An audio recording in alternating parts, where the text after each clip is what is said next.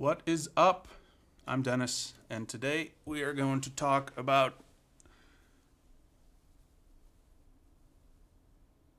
this beast.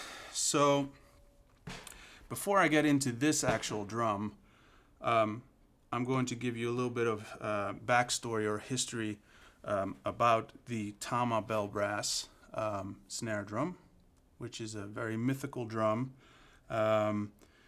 I will post time codes, links in the description if you want to skip this and just go straight to the sound test of this drum or the actual review. But anyway, so the Tama bell brass was released in 1980.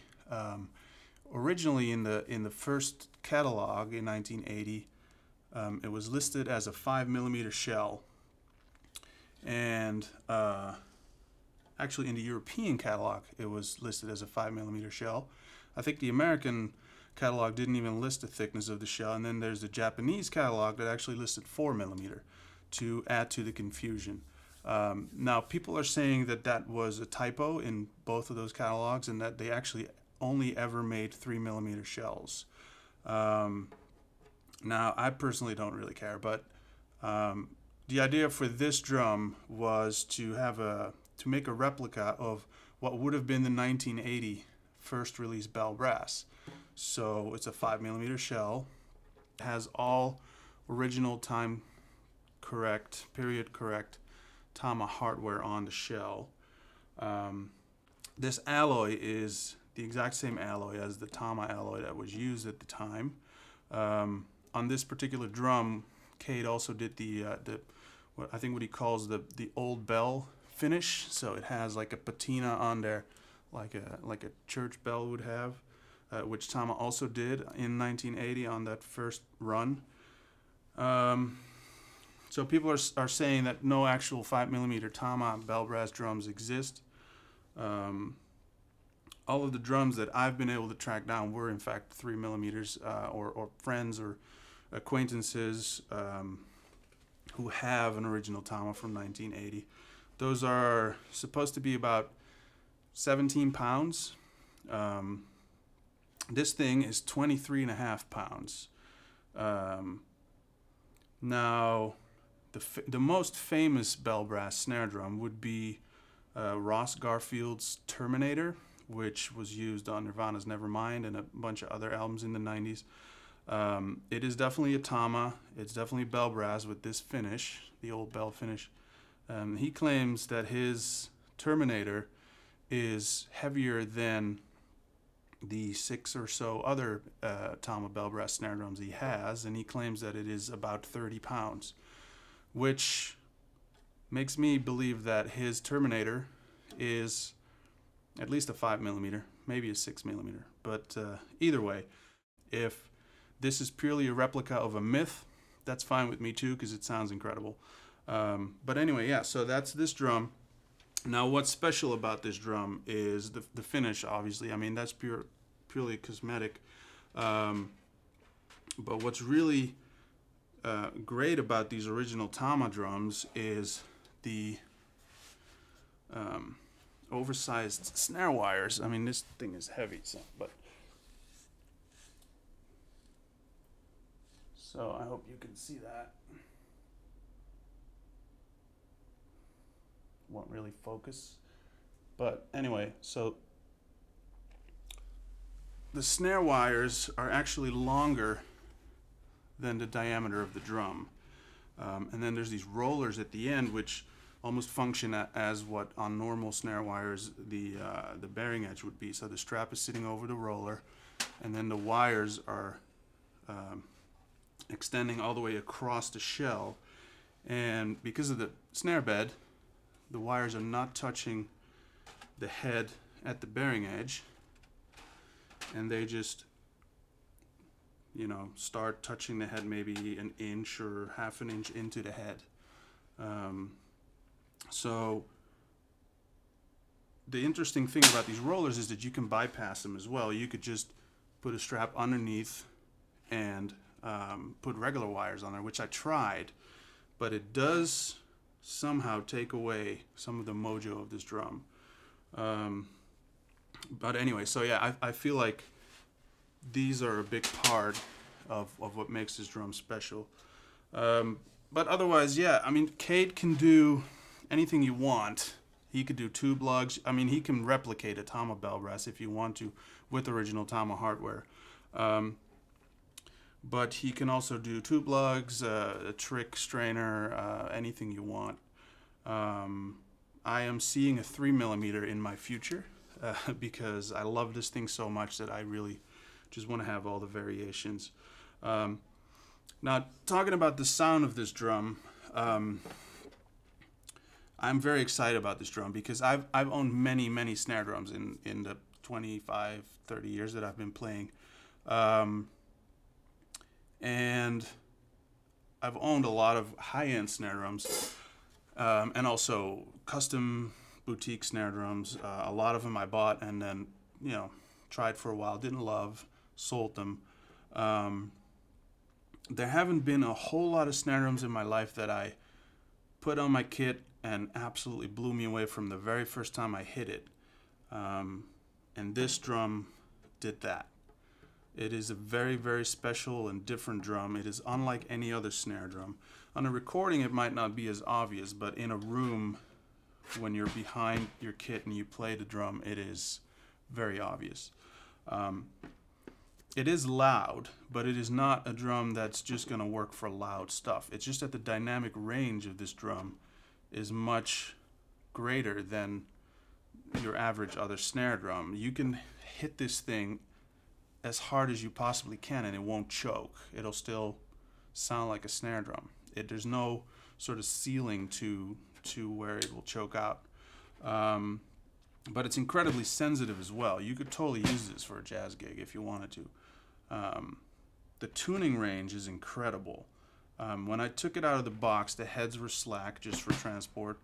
I tuned it up just, you know, normally when you own a snare drum or when you get a new snare drum, it takes you a while to get to know the drum and know where it wants to tune or how to tune it or the sweet spot or maybe sweet spots if it goes in a couple of directions.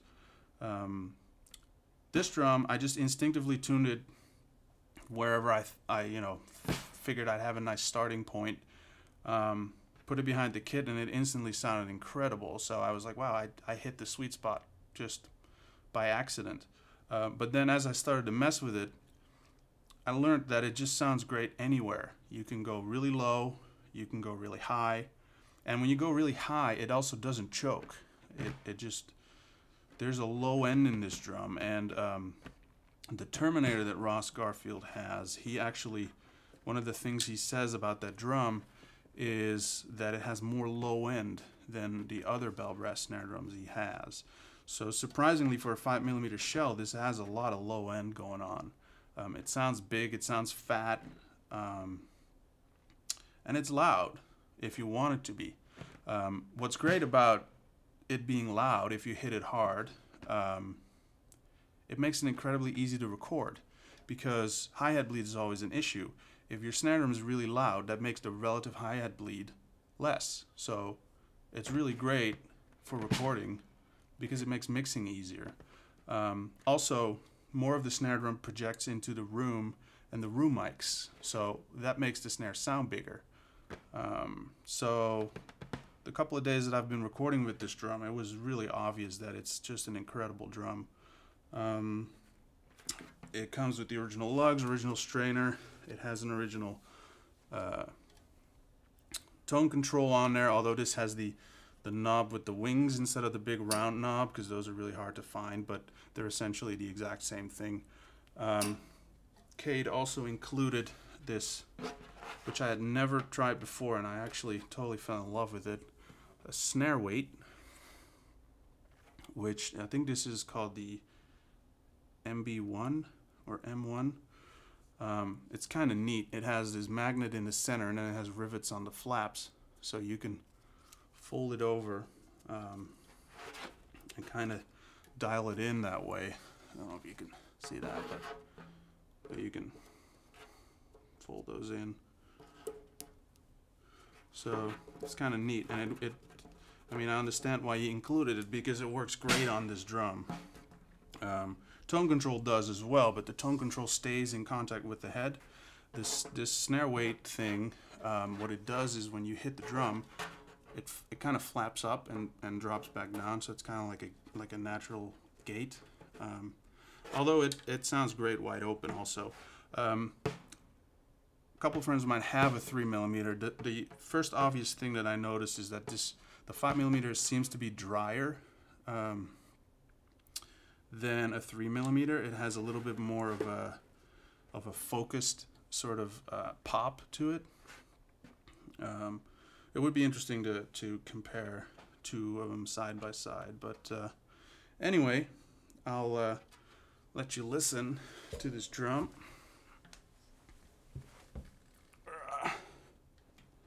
23.5 pounds. So this is where I have it now, and that's with the snare weight fully on the head, both of the flaps down. Actually, I'll just put it all the way open, so the snare weight's up.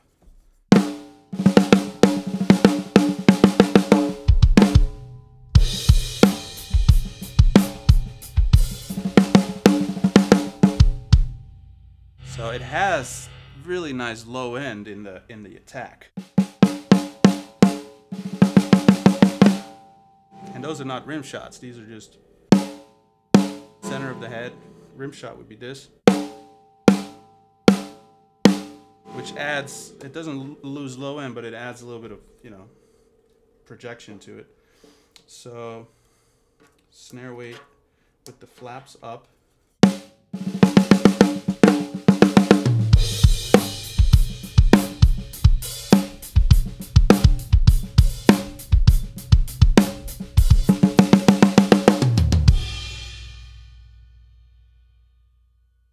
One flap down.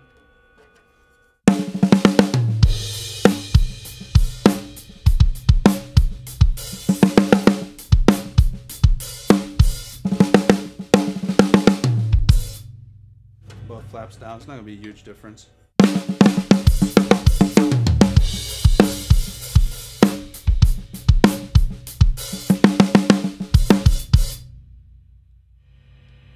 And snare weight up and a muffler on.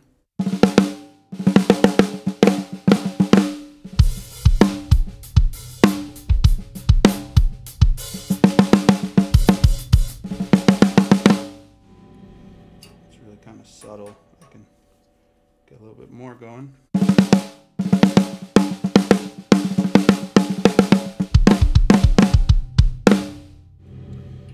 Yeah, I love this thing, man.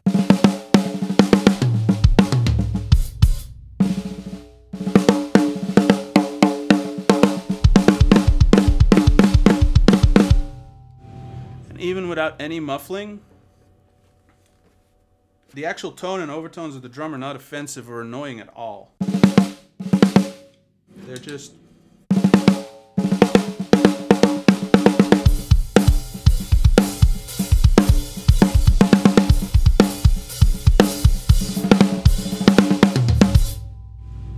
totally musical.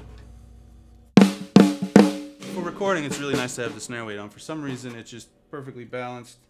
I don't know if you can't see it because of my hi-hat, but yeah, it jumps up. It's like a natural gate. It's really, really neat. So, yeah, that's it. Absolutely love this drum. I just uploaded a couple of videos of sessions I did the past couple days. With this drum, so you get an idea of what it sounds like in a mix.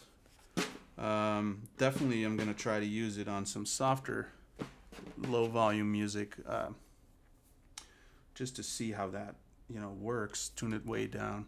Actually, I should show you a few tuning.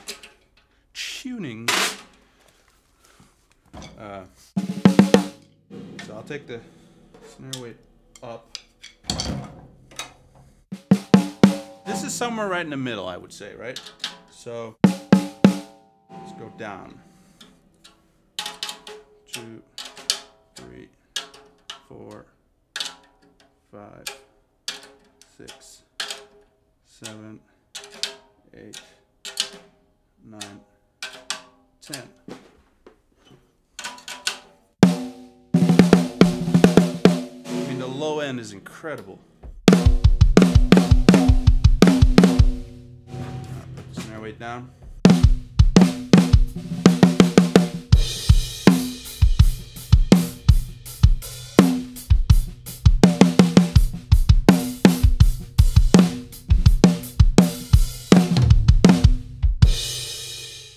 Just it doesn't matter where you tune it, it sounds incredible. All right, back up. 2, 3, 4, 5, 6, 7, 8, 9, 10.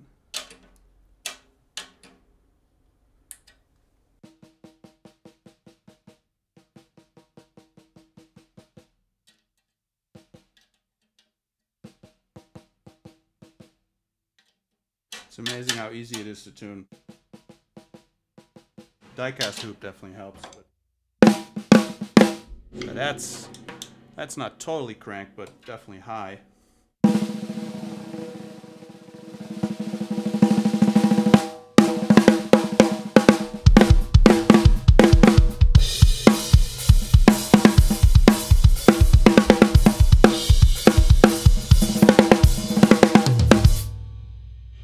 I mean, just gunshot. Snare weight on. Might be a little too dry at this tuning, but that's off.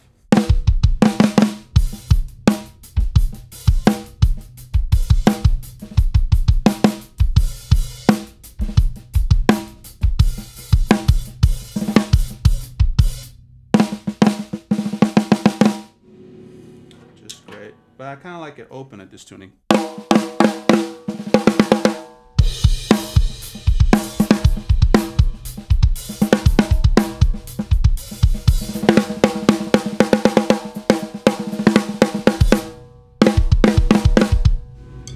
Go way up.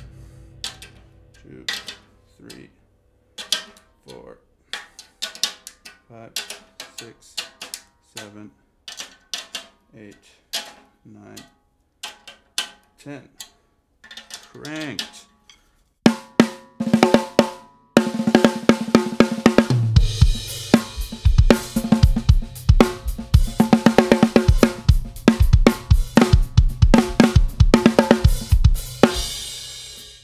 Just works. It doesn't choke out. Snare weight.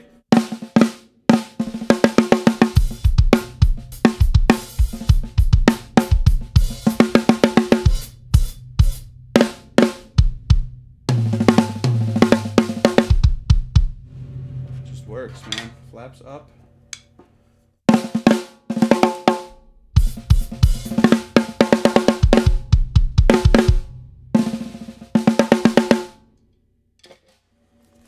Can't go wrong. Whatever you want to do, it'll do it. So, not sponsored. I purchased this drum, but I love it. And whenever I love something, I'm happy to promote it. So, yeah, if you're looking for an authentic sounding bell brass snare drum, I recommend this one. I recommend Savage Custom Drums. They do 3mm, 5mm. I think you can also do 4, whatever you want. Original Tama hardware or whatever contemporary, new, modern hardware, whatever you want, he'll do it. Much more affordable than finding a vintage Tama or even the reissue. So yeah, I recommend it. So that's it for the bell brass. More videos coming. Took a little break. Well, didn't take a break. I was really busy recording. So trying to get back into doing some videos. So I will see you again soon.